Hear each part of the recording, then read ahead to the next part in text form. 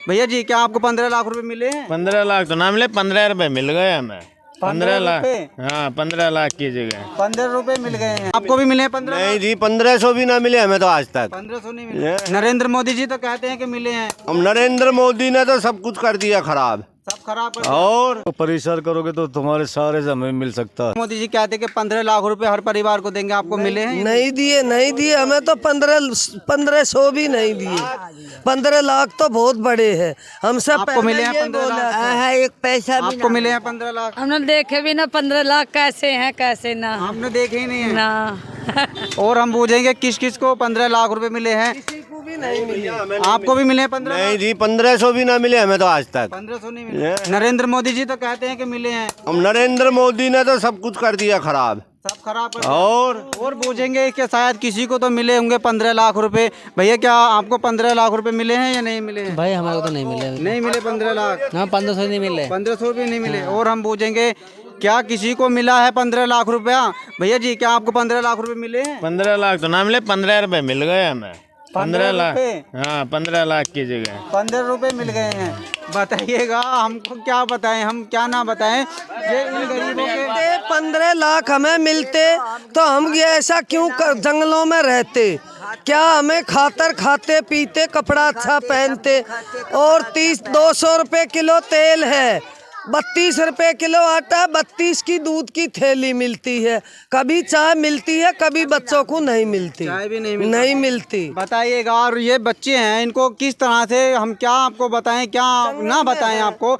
जो सुविधा, जो मेन सुविधा है शायद वो तो आपको इनको दे दे, शायद जिसकी इनकी उम्र है पढ़ने की। लेकिन पढ़ाई के नाम पे धब्बा है हमारे देश के अंदर, शिक्षा को एकदम ख़त्म कर दिया है। ये पढ़ने की उम्र है इनकी पढ़ने की, लेकिन जब स्कूल होगा, सुविधा होगी, किताब होगी, जब तो ये बच्चे पढ़ेंगे। लेकिन कुछ भी नहीं है तो कहाँ से ये बच्चे पढ़ेंगे? फिर एक बार मैं बता दूं, डिस्ट्रिक्ट अमरोहा आगे औद्योगिक क्षेत्र गजरोला में खड़ा हुआ हूं और ये जो घर आपको दिख रहे होंगे यही कंडीशन है यहाँ पे। कुछ भी नहीं है जी जनाब, ये देख लीजिएगा। ये घर हैं बेचारे, ये घर हैं, इन्हीं में ही अपना पालन पोषण करते हैं। घर देख लीजिएगा क्या हालात बनी हुई हैं, लेकिन कुछ भी नहीं मिल पाता है। पढ़े एकदम जो अधिकारी लोग होते हैं उनके एकदम कागजों में एकदम फिट होता है, कुछ भी नहीं मिल पाता है। बात कर लें, यहाँ पे कोई डॉक्टर की सुविधा नहीं है, नहीं कोई पढ़ाई के नाम पे कोई स्कूल है, कुछ नहीं है। लेकिन जो अधिकारी लोग होते हैं उनके लोग, कोई DPS में पढ़ता, बड़े बड़े कॉलेजों में पढ़ते हैं, लेकिन गरीब को जो सुविधा मिलनी चाहिए थी वो नहीं मिल पाती है। जो भी देख रहे हैं हम उससे रिक्वेस्ट करेंगे वीडियो ज़्यादा शेयर करते रहे। जय हिंद, जय भारत। ऐसी जगह पर स्थित हूँ जहाँ पे डिजिटल इंडिया, डिजिटल नाम से भारत को कई नामों से जाना जाता है। लेकिन आज आप यहाँ की हकीकत को जानेंगे तो शायद आपको पता चलेगा कि मैं जो आपको जानकारी देता हूँ वो सटीक एकदम सही जानकारी देने का प्रयास करता हूँ। जी हाँ, मैं एक ऐसी उत्तर प्रदेश की एक औद्योगिक नगरी गजरोला में खड़ा हुआ हूँ जहाँ पे घर की क्या कंडीशन है वो आपको दिख रही होगी कि शायद ये हमारा डिजिटल इंडिया, डिजिटल भारत यानी कि नया भारत जिसको हम नाम से जानने का प्रयास कर रहे हैं वो यही भारत है, जहाँ पे लोगों के पास ना तो घर है, नहीं पढ़ने के लिए कोई सुविधा है, नहीं कोई लाइट की भी इतनी व्यवस्था नहीं की गई। शायद ये जो बच्चे आपको दिख रहे होंगे कि पढ़ लिख कर कुछ अपना भविष्य सुधार ले, लेकिन जो इनके घर के हालात दिख रहे होंगे, क्या हालात हैं इनके, शायद इनको क्यों नहीं मिल पाता है। जो सरकारें वादा करती हैं कि 2022 में हम हर परिवार को एक घर मुहैया कराएंगे, घर उपलब्ध कराएंगे, लेकिन आप ऐसा घर उपलब्ध कराएंगे गरीब को कि शायद वो कुछ ना कर पाए। यदि आप घर भी उसको नहीं दे सकते हैं तो शायद ये जो बच्चे दिख रहे हैं इनकी पढ़ने लिखने की उम्मीद है, पढ़ लिख कर ये शायद अपने परिवार के लिए कुछ करने की इनके अंदर कुछ जिज्ञासा, कुछ उम्मीद हो। लेकिन आप थोड़ा सा इनके लिए ऐसा कर दीजिएगा कि शायद ये पढ़ के अपने परिवार का और अपना भी ये अपना जीवन चला सके। लेकिन परिवार ने, इनसे हमने बात की, इन्होंने बताया थोड़ा बहुत जो उसको हम आपके सामने शेयर करेंगे कि इनके जो रोज़गार हैं वो एकदम ठप पड़े हुए हैं। रोज़गार की यहाँ पे कुछ भी व्यवस्था नहीं है, कुछ भी नहीं हो पाया। अपना नाम बताइए। नहीं आता, मेरा नाम केला है जी। यहाँ पे जो कितने दिन से रह रहे हैं आप? हमें 1 साल हो गया। 1 साल हो गया। हाँ। जो ये घर हैं यही ऐसे ही घर हैं, कुछ सुविधा खाली कमरे मिले हैं, एक कमरा खाली मिला है। परिवार 10 जनों का है। अब कुछ नीचे पड़े रहते हैं, लोहे का सामान बनाते हैं, और कुछ ऊपर बच्चे सो जा है। कोई काम धंधा यहाँ नहीं। ये बताइएगा यहाँ पे स्कूल की व्यवस्था सरकार ने की है? नहीं है, कोई स्कूल नहीं है, ना कोई हमारे खाते में पैसा है, ना कोई हमारी वैसी नौकरी। रोजगार मिला है? रोजगार नहीं है कुछ भी हमारा। मैंने मजदूरी करते हैं जब खाते हैं। एक दिन भी मजदूरी ना मिले तो बच्चे भूखे और प्यासे महंगाई इतनी हो गई है कि महंगाई एकदम चरम सीमा पे है। यदि ये गरीब ना थोड़ा बहुत काम करें तो इनको एकदम रोटी के भी लाले पड़ सकते हैं, क्योंकि हमारे देश के अंदर इतनी बताते हैं आपको, क्या हम आपको बताएं और क्या आपसे हम छिपाएं कि इतनी महंगाई हो गई है। कुछ भी आप लेने जाइएगा बाज़ार से वो डबल रेटों में हो गया है 1 साल के अंदर। लेकिन ये गरीब और परिवार आपसे गुहार लगा रहे हैं कि शायद इनको थोड़ा सा रोज़गार और रहने के लिए एक मकान और पढ़ने के लिए इनको एक स्कूल की व्यवस्था श्रीमान जी आप कर दीजिएगा, शायद जिससे अपने परिवार को चला सके। लेकिन आप तो कुछ भी नहीं कर पाते हैं। आता है हमारे खाते पे तो नहीं आता। खाते बने हुए हैं, आधार कार्ड बने हुए हैं, राशन कार्ड बने हुए हैं और हमें 10-10 जनों में भी 2-2, 3-3 जनों का राशन मिलता है। यानी कि जो आपके एक कार्ड में 5 सदस्य होते हैं हाँ, तो एक 3 का ही राशन 3 का ही मिलता है, पूरा नहीं मिलता। हम 8 जने परिवार में हैं तो हमें तो 5 का ही मिला है। बस 5 का 25 किलो मिलता है। हाँ। 8 का 40 किलो नहीं मिलता है। नहीं मिलता। बताइएगा जो शायद इनके राशन कहाँ से ले आते हैं। 5 किलो हमें तो राशन भी नहीं मिलता, 2 माँ बेटे हमने तो कुछ भी नहीं मिलता। बिल्कुल नहीं मिलता। आप किसी से कहते हैं कि हमको राशन नहीं मिलता, जो अधिकारी आते हैं कहते हाँ, तो क्या कहते हैं वो? वे नो कहते सब ले आओ। खाते में कटे हुए नाम बता देते हैं। 3 जनों का आता था, हमें 5 किलो गेहूँ मिलते हैं महीने में। अब बताओ महीने में 5 किलो गेहूँ में क्या कर लेंगे। कोटे वाले और बकवाद करते हैं, 2 किलो गेहूँ ले जाओ, 2 किलो चावल ले जाओ। इस बात में भी कोटे वाले हमें वो करते हैं। बताइएगा, ये गरीब परिवार है, गरीब की कोई सुनता ही नहीं है। क्योंकि डीलर कहीं खोद न जा रहे हैं, 10-10 मंजिली कमरे वो बना रखे, उनमें भी कम दे रहे हैं, किसी को नाज ना दे रहे। बाजी अंगूठा को कम ना कर रहे, उनका अंगूठा ना आ रहे। उनका 4 फेरा तो आता ना, 1 फेरा आएगा तो 4 फेरे का यही धल्ला। बताइएगा, ये अम्मा जी झूठ बोल रही हैं। आप तो सरकारी विभागों में वादा करते हैं कि हम 5 किलो यूनिट के हिसाब से गरीब को राशन देते हैं, लेकिन ये क्या अम्मा झूठ बोल रही है? कितनी उम्र होगी अम्मा आपकी? मेरी है 188 साल की, वो ना 80 और 88 साल। 88 साल की आपकी उम्र हो गई है। बताइएगा, ये इस उम्र में क्या झूठ बोल सकती हैं आपसे? बिल्कुल, जो आप कहते हैं कि 5 किलो यूनिट के हिसाब से हम राशन दे रहे हैं, लेकिन गरीबों को कुछ भी नहीं आ पाता है। सुनो, 4 फेरा ना आया अंगूठा और 1 फेरा आएगा तो 4 फेरे का इन्होंने तो धर लिया, 4 फेरे का। तो ये भाई इस काम को कर रहे हैं कि अंगूठा वो जैसा पहले लिखे कर रहे ऐसा लिखा है, अंगूठा का काम बंद कर दो। आधी दुनिया का नारा कमा रहे हैं, खा रहे हैं बेचारे मजदूर आदमी का अंगूठा ना आ रहे हैं। अब बताइएगा, इनकी पढ़ने की उम्र है, ये बच्चे जो हैं, लेकिन कुछ भी अगर ये पढ़ेंगे नहीं तो लिखेंगे नहीं तो अपने देश के बारे में ये क्या जानेंगे? यदि इनको थोड़ी शिक्षा मिले तो ये शायद पढ़ लिख कर अपने परिवार का कुछ पालन पोषण, कुछ सहायता कर सकते हैं। लेकिन ये जब कुछ जानेंगे नहीं तो सरकार से ये क्वेश्चन भी नहीं करेंगे, अपने हक के लिए लड़ भी नहीं सकते हैं। तो शायद हम आपसे रिक्वेस्ट कर रहे हैं, थोड़ा तो इनके बच्चों के लिए सोचिएगा। जो बड़े बड़े अधिकारी होते हैं उनके बच्चे कोई DPS में पढ़ता है, बड़ी बड़े कॉलेजों में पढ़ते हैं। यदि इन गरीबों को आप सुविधा नहीं दे सकते तो प्लीज़ एक सरकारी स्कूल ही इनको दे दीजिएगा, शायद ये पढ़ लिख कर अपने परिवार का पालन पोषण कर लें। लेकिन आपको तो कुछ नहीं सूझता है, सिर्फ भ्रष्टाचार के नाम पर पूरे फाइलों को आप दबा देते हैं, कुछ भी गरीब को नहीं दे पाते हैं। और हम लगातार निरंतर प्रयास करते रहेंगे यहाँ पर बातचीत करने का। अपना नाम बताइएगा। रमेश जी, आप यहाँ कितने टाइम से रह रहे हैं? यहाँ में साल भर हो गया। साल भर हो गया। जो बच्चे हैं आपके, क्या किसी ने पढ़ने लिखने की सुविधा की है या नहीं की है? यहाँ हो गए 20 साल पुल नीचे रहते कॉलोनी मिली हमें, अब भूखे प्यासे है। कुछ आपको कुछ नहीं मिला, हमारे को कुछ नहीं मिला अभी तक। तो को परेशान करोगे तो तुम्हारे सारे हमें मिल सकता है। यानी कि रोजगार कुछ नहीं, सब खत्म, कुछ नहीं, सब कुछ का नहीं रुक जा रहा हमारा। इतनी महंगाई हो रही है। सरकारें 5 किलो यूनिट के हिसाब से आपको अनाज मिलता है या नहीं मिलता है? मिलता कभी नहीं मिलता, जाते हैं परेशान हो जाते हैं। और हम बूझने का प्रयास करते रहेंगे। देखिए, शायद अपना नाम बताइएगा। अपना नाम बताओ। नाम क्या तुम्हारा? बॉबी। क्या पढ़ने लिखने जाते हैं? नहीं पढ़ने जाते हैं? नहीं जाते ना पढ़ने। अपना नाम बताइएगा। पायल जी, आप पढ़ने जाती हैं या नहीं? कितने साल की हो गई होंगी आप? 11 साल। तो आप चाहती हैं कि पढ़ लिख कर आप भी जिस तरह से फिल्मों में आप देखते होंगे कि बड़े बड़े ऑफिसर बनते हैं, क्या आपके भी मन में आता है कि मैं पढ़ूं और पढ़ लिख कर अपने देश की रक्षा करूं, बड़े पद पर जाऊं? लगता है पढ़ने को मन करता है या नहीं? लेकिन कुछ सुविधा नहीं है ना। आप गरीब, स्कूल नहीं है यहाँ पे। देखिएगा इस बच्ची के मन में पढ़ लिखने की इतनी जिज्ञासा है कि मैं पढ़ लिख कर एक बड़ा ऑफिसर बनूं, अपने देश की सेवा करूं। लेकिन जो बड़े बड़े अधिकारी के लोग होते हैं ऐसे सिस्टम को भ्रष्ट कर दिए हैं कि शायद जो इन बच्चे हैं, बच्चे यहाँ पे जन्म ले लिए हैं, क्या इन्होंने यही एक जुर्म कर दिया है? क्या जो जन्म ले लिया है इन्होंने यही जुर्म कर दिया है? बच्चे की पढ़ने लिखने की उम्र है लेकिन कुछ भी सुविधा नहीं मिल पाई है। कहाँ है वो अधिकारी जो वादा करते हैं कि हम गरीब को एकदम सुविधा मुहैया कराएंगे, लेकिन आप तो कुछ भी नहीं दे पाते हैं। निरंतर हम बूझने का प्रयास करते रहेंगे। अपना नाम बताइएगा। यहाँ कुछ भी नहीं खजान सिंह, यहाँ ना तो कोई अधिकारी आता है और ना ही कोई आता है। 50 साल से बैठे हैं रोड पे, कोई कुछ नहीं मिला। ना बच्चों को स्कूल है, ना कोई राशन कार्ड पर खाली मिला है, उसमें कुछ सुविधा कुछ भी सुविधा, खाली कमरा, गली साफ भी, नाला भी नहीं निकाला है।